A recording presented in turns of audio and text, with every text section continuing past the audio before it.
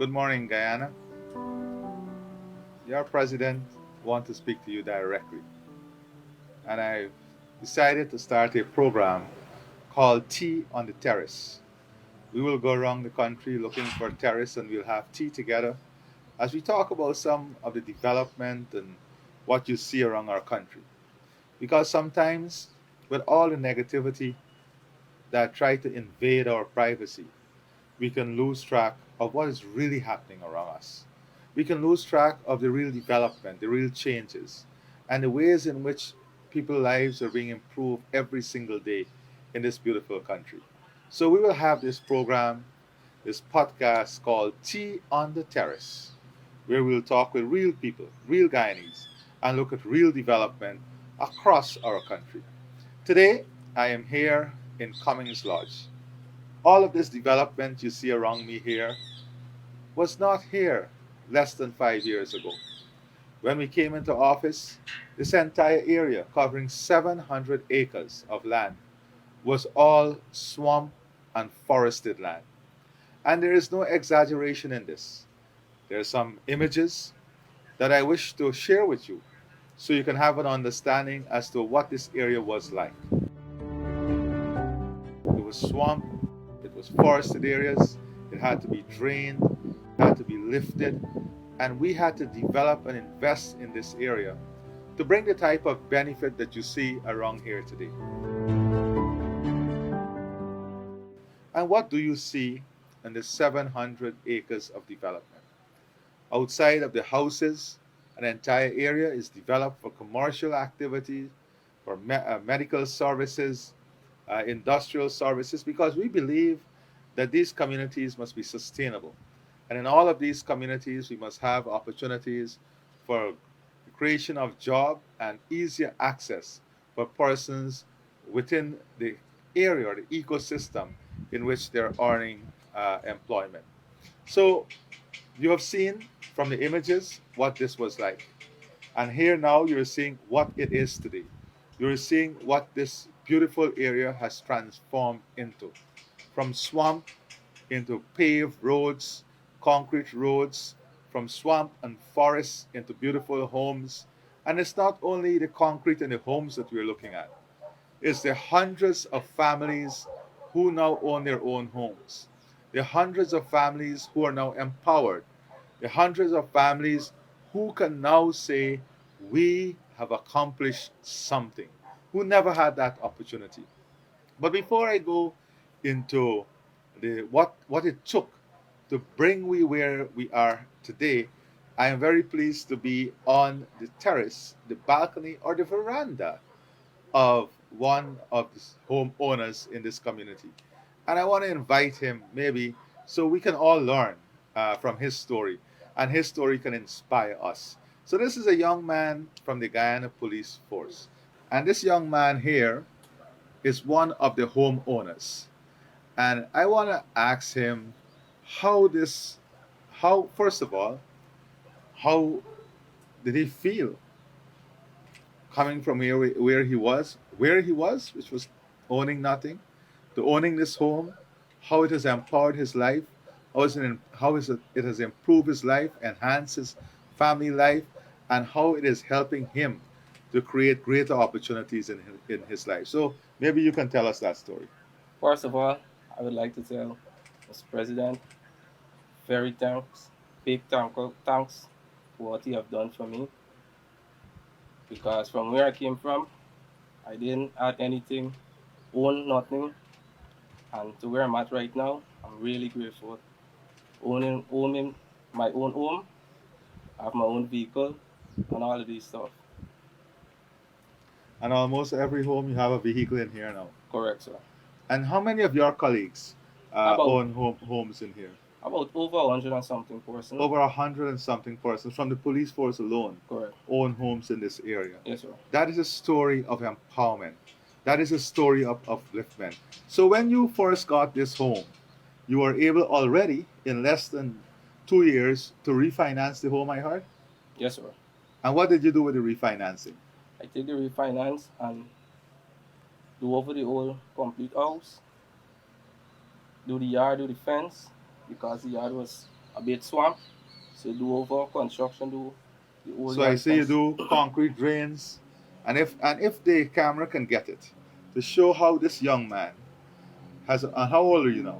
I'm 29, sir. 29 years old. How this young man has uplifted his yard. Look at the concreting, look at the fence. He has enhanced his home.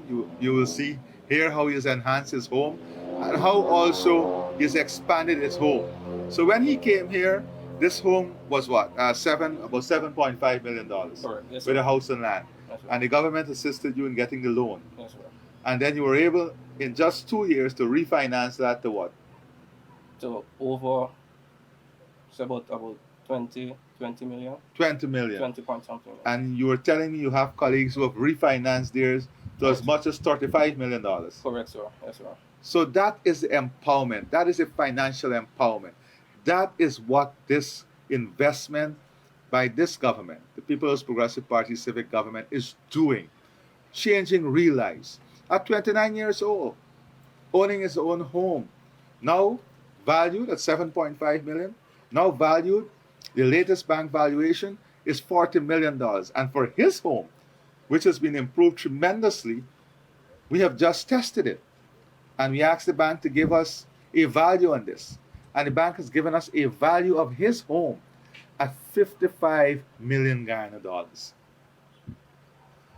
From owning 2 years ago a $7.5 million home, refinancing it, expanding it, developing it, buying a car, owning his own car, and having an asset at bank value of $55 million.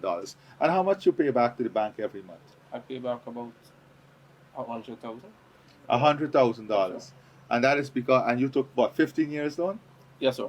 He took a 15 years loan. 15 years loan. This is a real story of tens of thousands of young Guyanese. And most of the persons in here are your young colleagues. Correct, sir. Yes, sir. Very good. So congratulations. And if you have to give young people and other Guyanese an advice out there, what would you say to them? I would say this is a good opportunity the president and the government are doing for young people. And I would reach out to you guys, take the opportunity. Take it. It's something good for you guys to and live your life and other colleagues. That is my little encouragement to you guys. Well done. Thank you, sir. Bowlin, Yes, sir. 23671. Correct, sir. We are so proud of you, and this is the story of empowerment, development, and advancement. Thank you. Thank you, sir. So there we had it. There we had a story of this homeowner. And he speak about hundreds of other persons like him who own homes in this community, who are men and women in uniform. And that is just one segment of the hundreds of persons who own homes. And almost every single one of the homes, when you drive through here, there is one car, two car, sometimes three vehicles. And that is what empowerment is like. So this, you've seen what it was like. You have heard from a homeowner the joy of home ownership. You have seen what it is like today. But what effort did it take to make it what it is today? And here is where we have to give credit to all those who are involved, the development planners, the surveyors, the contractors, the ministers of housing, the entire staff, the planning authority, and all those who work tremendously hard alongside the policy and ideals of this government to create this beautiful development we see around here. That is 700 acres, more than 769 house lots allocated, more than 458 homes constructed and allocated, 16 acres of commercial land, 26 acres as a medical zone, 22 acres of the commercial light industrial, a police station built, a recreational facility being built, 16 kilometers of road constructed. You had about 6.2 kilometers of road upgraded with reinforced concrete structure.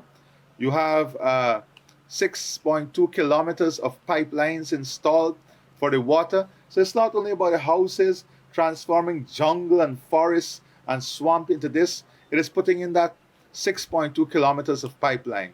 That's 6.2 kilometers of road.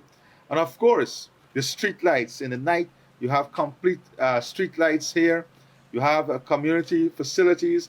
The total expenditure to transform here from that forested swamp with the lights, with the water, with the roads is in excess of $3 billion.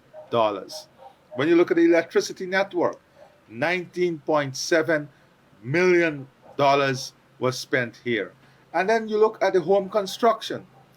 You had about 327 two-bedroom homes. You had 82 three-bedroom homes. And you had 49 elevated V-roof three-bedroom homes. That is billions of dollars being invested in the infrastructure. What did that do? That created jobs for more than 2,000 persons, directly and indirectly. You had 60 contractors engaged permanently and over 100 subcontractors engaged in bringing this development to where we are here today, converting 700 acres of swamp forests into this beautiful development. And what does this development translate to? It translates to empowerment. It translates into families, building stronger families. It translates into economic wealth, building wealth at a household income. It translates into creating additional net worth for our Guyanese families. This one family you just heard the story about, just multiply that by the almost 500 families in here, and you will have a better understanding as to how the housing program is not only about giving you home ownership or land ownership.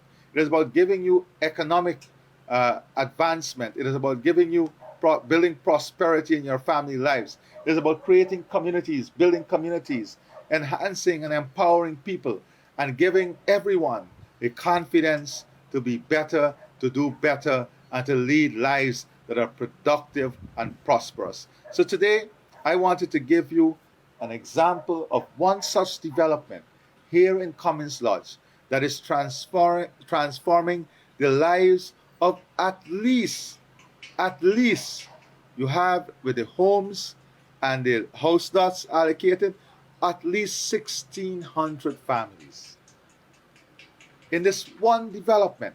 So here is where the money goes. Here is where the investments are made. This is not something you will see every single day. This is not something you will see in your paycheck every month or every week, but this is something that you will see in your lives forever.